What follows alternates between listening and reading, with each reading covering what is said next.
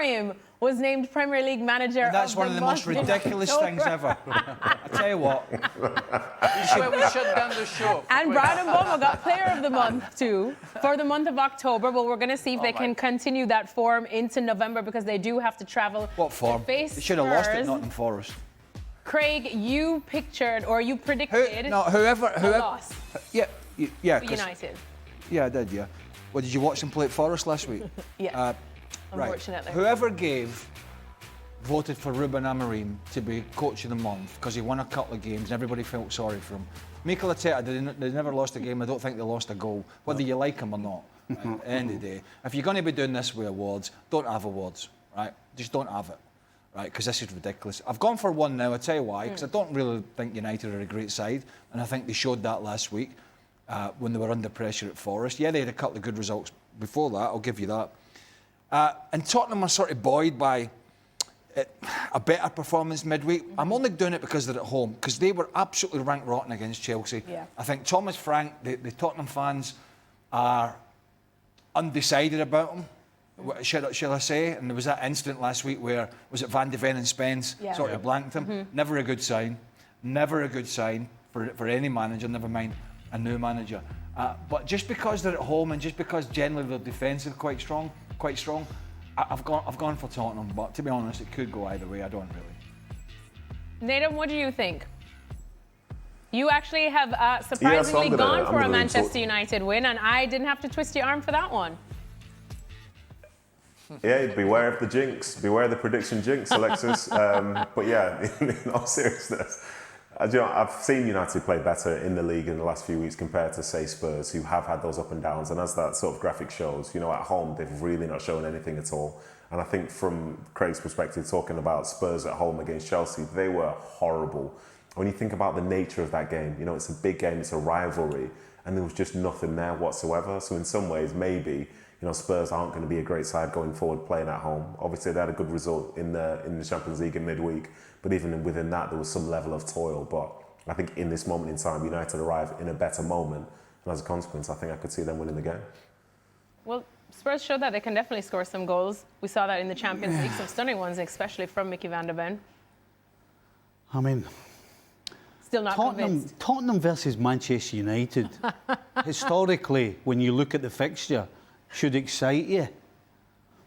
But there's nothing that really excites me about this game. Because what's on the line, really, for these two teams at the end of the season? I mean, Manchester United, he got that award because of the Liverpool game. That's why Amorim got the award. And he still talks, every weekend, he still talks about how they fall asleep. And he's right. And that's what they did at Forest. Yeah. They dominated the first half, and then they were lucky they got the point at the end of the day.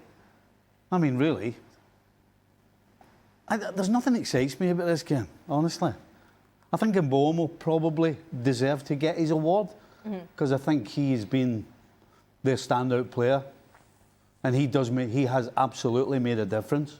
And he might do the same in this game and get a goal. But I don't trust Manchester United at all. And Tottenham going forward, they may have scored the other night against, Copenhagen, right? Yep. They were playing against 10 men.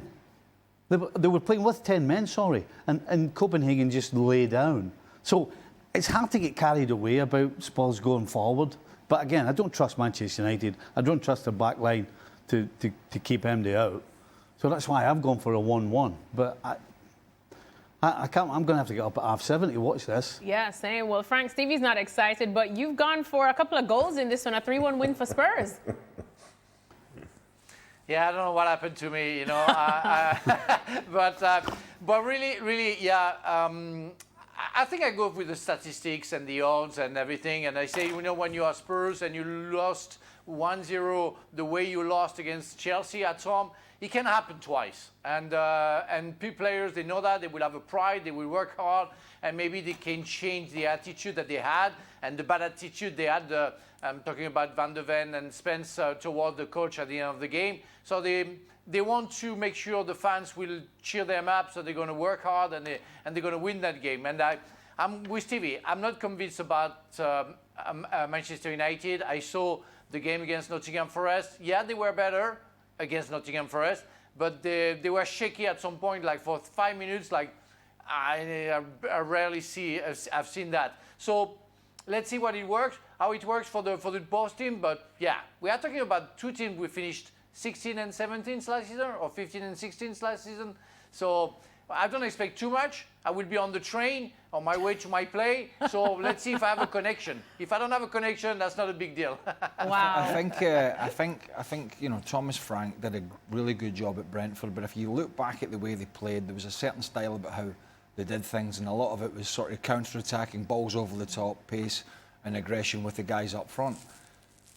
There has to be a bit more at a club like Tottenham than that, and I think, to be honest, they've made a mistake. I think Frank's a good manager, but I think Areola is a much better one. I think that was the choice they should have gone for, and I think they've been sort of laden with another Daniel Levy decision before he was booted out of the football club by ownership, who did an audit of how he was running the club, and it was his push to get Thomas Frank to come in. And it's early days for him. Now, don't get me wrong, it is early days, but I do think that was his last sort of hurrah of a mistake, and he made many. Was pushing the boat out to get Thomas Frank from Brentford when the best guy available was the guy managing Bournemouth, who's still, although they lost last week, when you lose 3 or 4 of your best players, as they did, and they're still sitting as they were going into last week, I think, in the top 4 in the Premier League. That's telling you the job he's doing there. So I think there's a lot. And the way they play as well. Yeah, the football that they play, the way they go about it, everything he does, from his time in Spain to his time at Bournemouth, is just classy. And Thomas Frank has got this work ethic and organisation, and that was great for Brentford. But I think the Tottenham fans, you know, you can argue all you want about, you know, success and not success, but they're demanding a little bit more than that. You know, they don't want the Ange Postecoglou, you know, scattergun approach, but they don't want this kind of football that they've seen this season at home and in many games, and certainly the game against Chelsea. So he has to find the balance between this sort of defensive, turgid approach to getting the more of the flair players into the game. And I think there is a big question mark whether he's the man to actually do that or not. But I've still gone narrowly for a win because I don't think either are great sides. No.